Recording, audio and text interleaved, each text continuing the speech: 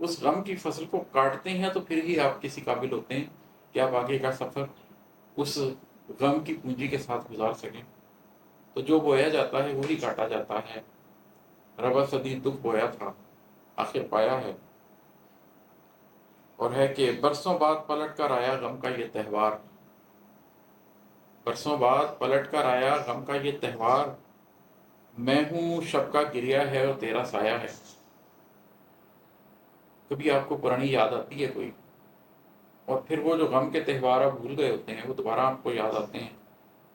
پھر ایک اکیلی شب ہوتی ہے، اس میں گریہ زاری ہوتی ہے، اور آپ کی ذات ہوتی ہے، اور کسی غم کا سایہ ہوتا ہے۔ لیکن اس سے بھاگنا نہیں چاہیے، اس لیے کہ جو لوگ ان غموں سے گزرتے ہیں وہی اپنی ذات کو پہچان سکتے ہیں۔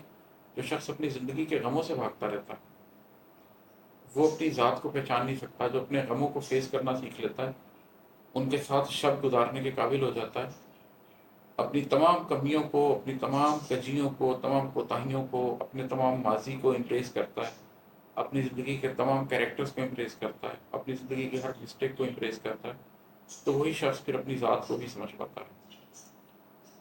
اور ہے کہ آنکھ اگر ہنستی ہے تو مجھ سے کہتا ہے، دکھ نگری میں ایک تو ہے جو مجھ کو بھایا ہے۔ دکھ نگری میں بہت لوگ رو رہے ہوتے ہیں،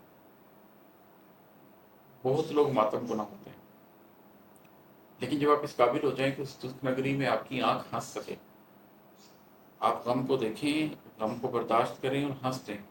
میرا ایک اور شعر ہے کہ جو لٹے تو قافلے میں کئی لوگ رو پڑے تھے، میں ہنسا کہ اس میں کیا تھا، مجھے غم سے آگہی تھی۔ تو جب آپ کی آنکھ کو غم سے وہ آگہی حاصل ہو جائے اور وہ دکھ نگری میں بھی ہنس پڑے، پھر ہی غم کو بھی یہ احساس ہوتا ہے کہ ہاں تم میرے قابل ہو۔